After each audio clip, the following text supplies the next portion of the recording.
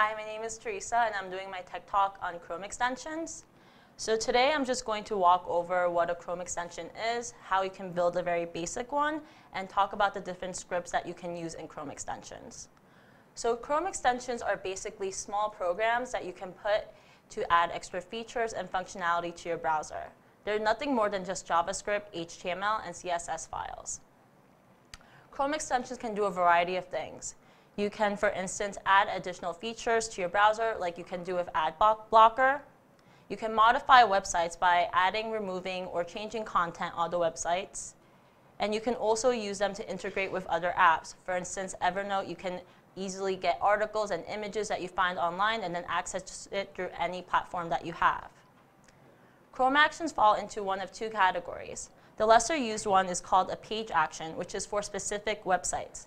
For instance, if you want to block all the comments on YouTube at all times, that would be a page action.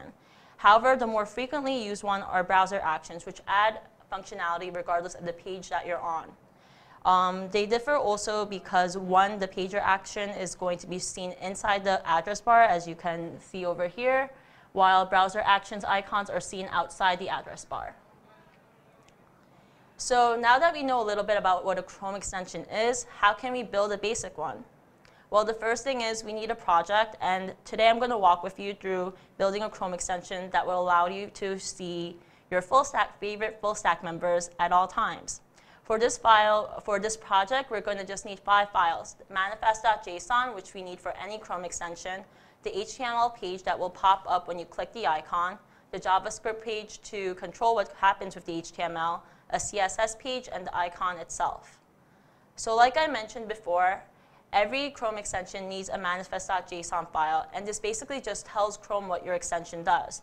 At minimum, you must include the name, the version, and the manifest version, but you can also include a lot of other things. For instance, you can put a description that's going to show when you hover over the icon, and you can also include a variety of icons.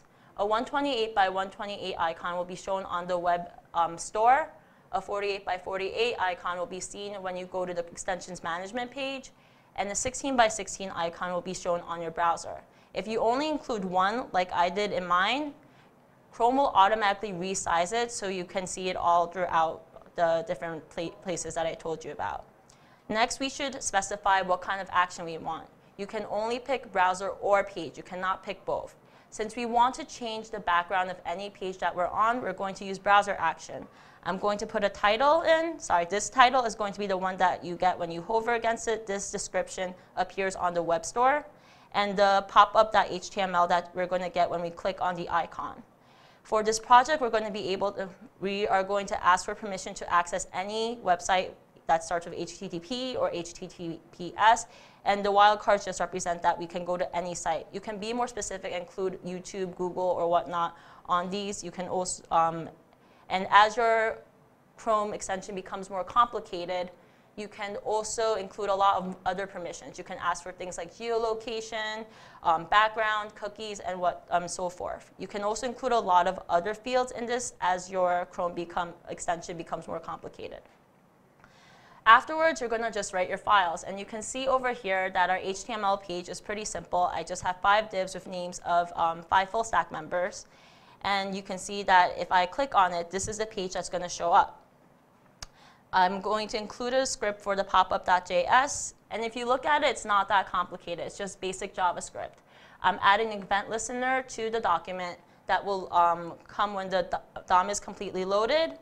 And basically, I'm going to find all the divs on the page, loop through them, and add an event listener that's listening for a click. When I click a div on the page, I'm going to execute a script. The first thing that you see is null, and if you set this to null, then it goes to the active tab. If you put a number, that's the tab number that you're going to go on. I'm going to put an object with the code that I want to change, and basically I'm just saying over here that I want to change the image URL to one of these 5.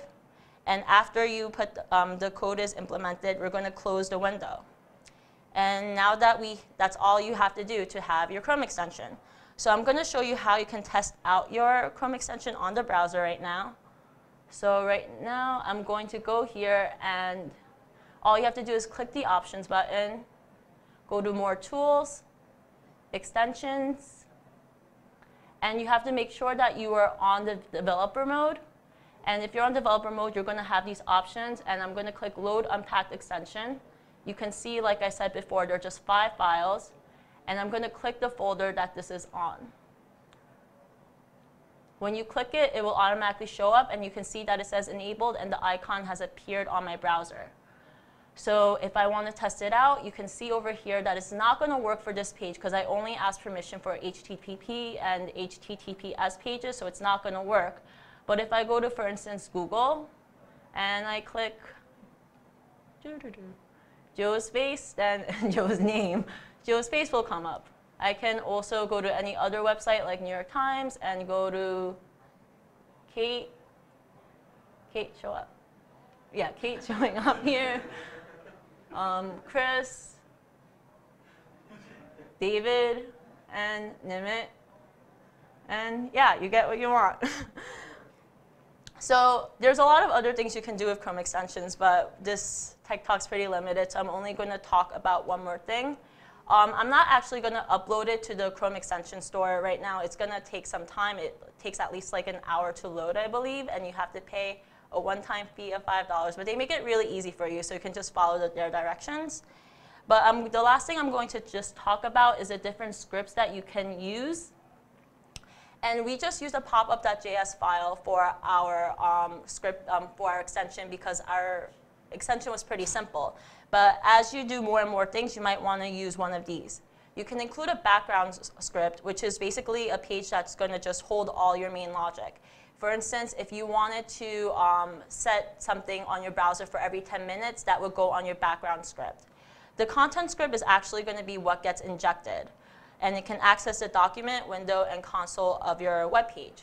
For instance, if I want to change a word on every page that I saw, like I hate cats, so I'm going to change the word cats to something else like dogs, then that would go in my content script.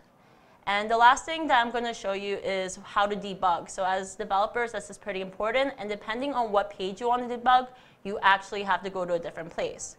So for instance, if I wanted to just check my background, what you would do is go to the actual Chrome Extensions Management page. And any page that has a background will have inspect views. And you can see that this is going to show up with all your error messages and consoles. If you want to check your content script, you just check it like you would normally. Go over here, and it should show up. And lastly, if you want to check up the pop-up.js, you would have to double-click your icon. Whoops. Double-click your icon. And click Inspect Pop-up. And once again, this will show up. And these are some useful links that you can use. And thank you for listening. This is it.